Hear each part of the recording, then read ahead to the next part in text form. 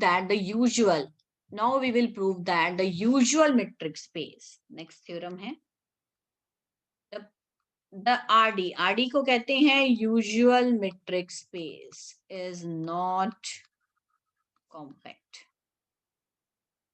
Prove that the usual metric space RD is not compact. It means एक open cover लेके चलेंगे R का, prove करेंगे इसका फाइनाइट सब कवर एग्जिस्ट नहीं करता. So we will find an open cover of R which don't have any finite subcover. So let us find the open cover. So सबसे पहले हमने अब open cover, बेटा usual metric space में यहाँ पे open sets का मतलब क्या है? Open intervals. हमने एक collection ले ली. So you can compare the collection with this. आप वहां लेते थे F alpha, alpha belongs to. ये एक generalized concept है. लेकिन usual metric में मुझे पता है ये सारे sets क्या आएंगे, ये अगर open sets है, यहाँ पे F alpha क्या है? Open sets हैं, right? तो ये हमारे पास open interval आएंगे. So this is the open cover. This is the open cover of R. ये open cover है. तो open cover है, इसका मतलब इसका what does it mean? It means R is contained in union n running from 1 to infinity minus n to n. इसका मतलब ये आता है. ठीक है जी.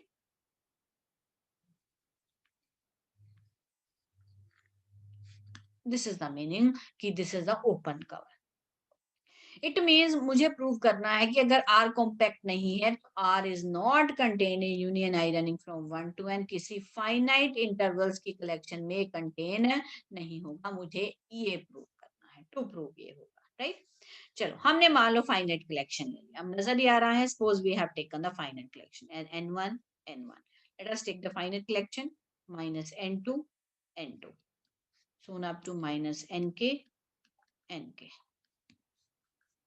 Be any finite number of members of F. Members of F. ठीक है.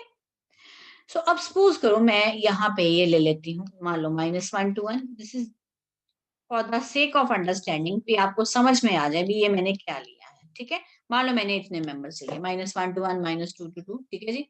इस तरह से मैंने, तो मेरा मैक्सिमम नंबर क्या हो गया? 7. मेरा मैक्सिमम हो गया, यानी मेरा m कितना आ गया? 7 आ गया. अब हाँ, नेक्स्ट स्टेप ने हमने जो हमारा जो जनरल प्रूफ चल रहा है, हमने m क्या लिखा? m is equal to maximum of n1 n2 और nk. हमने जितने लिए उनमें से जो सबसे मैक्सिमम है उसका हमने 7 हमने ले लिया m. और मैंने जो एग्जांपल लिया है उसमें मैंने m को क्या ले लिया? 7, राइट? देयरफॉर अब हमने यूनियन की, union i running from 1 to k. मेरा k कितना चल रहा है बच्चे? k भी मेरा कितना है? 7 है. k कितना चल रहा है? 7. तो माइनस ni टू ni. हमने फाइनाइट नंबर ऑफ एलिमेंट्स की यूनियन करके देखी. आप करके देख लीजिए. Union i running from 1 to 7 minus ni to ni. जब आप करेंगे तो क्या आएगा? ये -1 to 1 यूनियन -2 to 2. ठीक है जी. ये सिर्फ just for the sake of understanding है.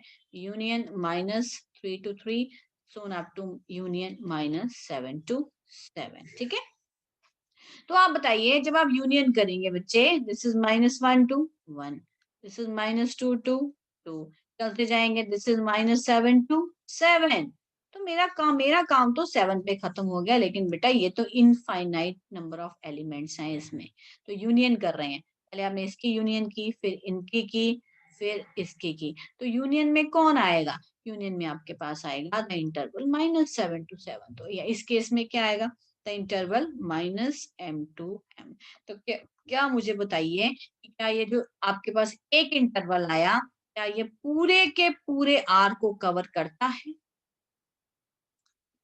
क्या ये एक इंटरवल पूरे के पूरे आर को कवर करेगा?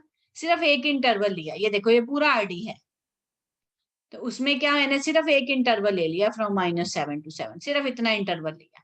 तो ये बाकी जो पॉइंट्स हैं जो इसके लेफ्ट और राइट साइड पे पड़े हैं बेटा, वो तो कवर ही नहीं हुए. So it is not a superset of R. So therefore it implies there is no subcover. इसका मतलब क्या आएगा? नो सब कवर ऑफ एफ.